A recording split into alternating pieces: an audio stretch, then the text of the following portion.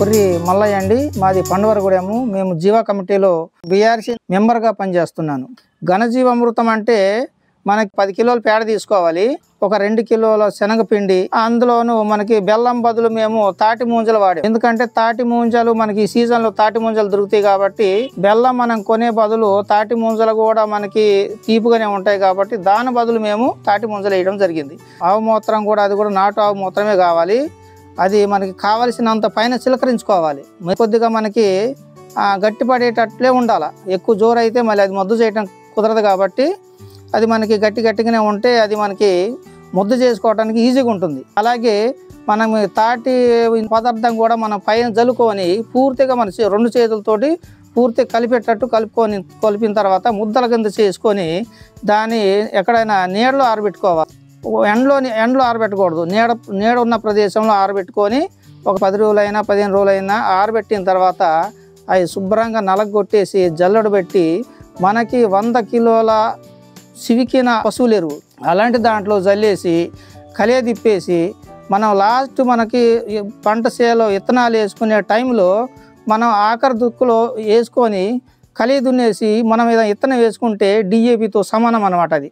So ఇందులో 4 గ్రామాలకు సంబంధించినటువంటి రైతులందరికీ కావాల్సినటువంటి పురుగు మందులు అండ్ పురుగు మందులకి ప్లేస్లో మనం ఏంటంటే కషాయాలు తయారు చేస్తున్నాం. అలాగే యూరియా పొటాష్కి బదులుగా మనం ఘనద్రవ జీవామృతాలు ఇక్కడ నుంచి ఇవ్వడం జరుగుతుంది. అండ్ ఇక్కడ నుంచి మనం చూసుకున్నట్లయితే మీరు 1000 లీటర్ల ట్యాంక్ ఒకటి పెట్టడం జరిగిందండి జీవామృతాన్ని రైతులకు అందించే క్రమంలో. సో దాని నుంచి నేరుగా ట్యాంక్ వచ్చి ట్రాక్టర్ మీద పెట్టుకొని తీసుకెళ్ళి రైతులకు అందుబాటులో ఉంచుతున్నాము. అండ్ అలాగే ఘనజీవామృతం కూడా ప్రిపరేషన్ ఇక్కడే జరుగుతుంది. ఇక్కడ నుంచి బ్యాగ్స్లో నింపి పంపించే ప్రయత్నం కూడా చేస్తున్నాం. ఇది చాలా సక్సెస్ఫుల్గా ఉంది.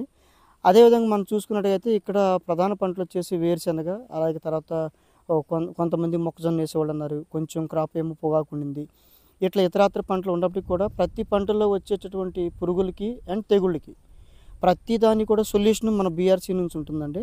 అన్ని రకాల కషాయాలు అంటే ఫర్ ఎగ్జాంపుల్ మీకు చెప్పాలంటే నీమాశ్రం ఉంది. ఇదేంటంటే చిన్న పురుగుల నివారణలో, అలాగే పచ్చ పురుగులు, అలాగే చిన్న గొంగళ పురుగులు, తర్వాత వచ్చేసి రసం పీల్చే పురుగులు, పొగాకు లద్ది పురుగు, ఇట్లాంటి పురుగులన్నిటి నుంచి నివారణ దీని ద్వారా నివారణ జరుగుతుంది. అంటే మాకు చుట్టుపక్కల మాకు మల్లాయగూడెము వాటర్ షెడ్డు ఉంది కాబట్టి మల్లాయగూడెం జీవా ప్రాజెక్టు సంబంధించిన మాకు 4 గ్రామాలకు సంబంధించిన రైతులు మా దగ్గర నుంచి తీసుకెళ్ళటం జరిగింది.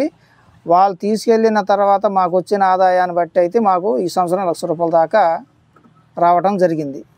ఇంకా దాన్ని మేము ఈ సంవత్సరం ఇంకా కొంత రైతుల్ని మోటివేట్ చేసి ఇంకా ఆదాయాన్ని పెంచుకోవడానికి ఆ రైతుల్ని ఇంకా వాళ్ళని ఈ పంటల మీద ముందుకు తీసుకెళ్లాలని మేము ఆశిస్తూ